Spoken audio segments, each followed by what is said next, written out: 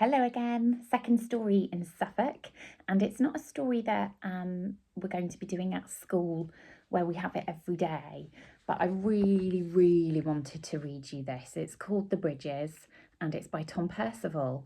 I wanted to read it to you because last year I met Tom, the author, and he was really funny and he spoke about writing this book and then he read it to me and a room full of amazing teachers in Nottingham.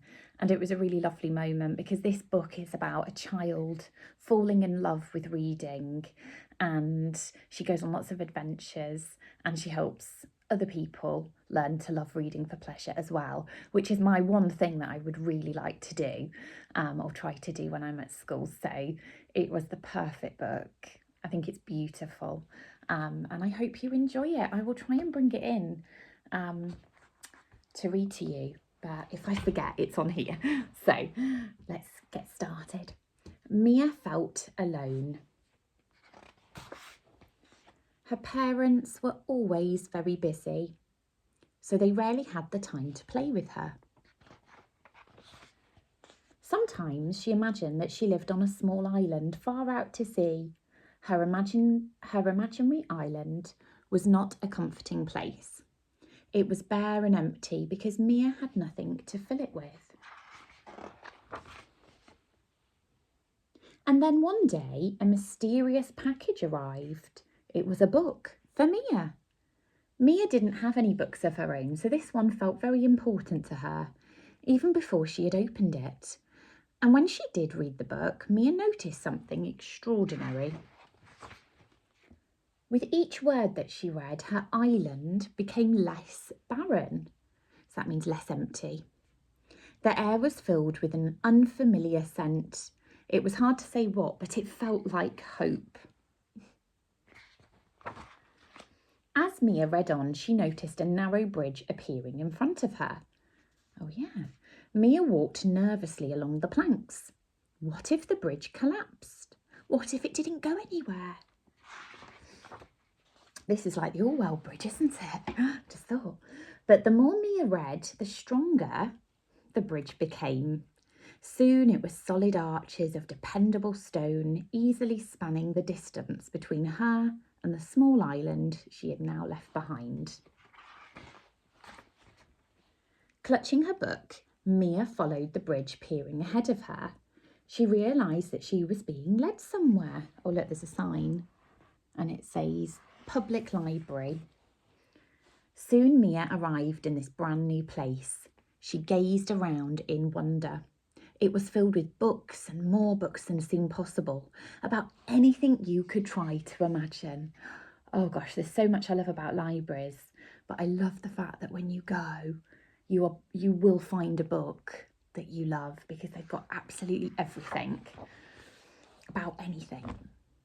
The more books that Mia read, the more confident she became. Brand new bridges appeared, reaching out in all directions. A huge interconnected network of bridges leading to all sorts of amazing places. This is how reading makes me feel.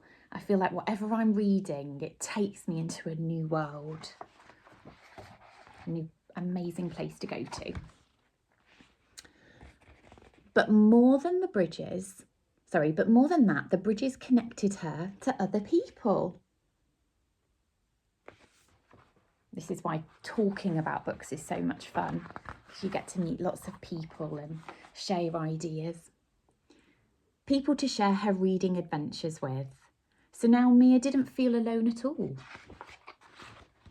One day, when Mia had grown a little older, she noticed a young boy sitting on his own barren, rocky island.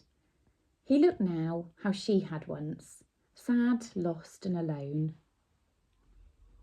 Mia nodded. She knew exactly what to do. I do try and do this sometimes. If I see someone at school, a teacher, a child, I think, oh, can I find them a book that might help open up a new world? She rushed back home and found her very first book. Look, she's really grown up, hasn't she? The same one that she had once been given all of those years ago. Mia took the book She carefully placed it on the boy's doorstep. Isn't that kind? Then she walked away smiling,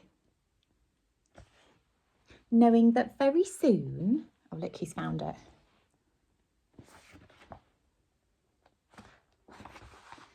His world was going to fill with bridges, connections, life and laughter.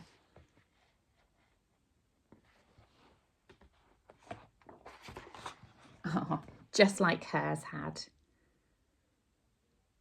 I think the book speaks for itself.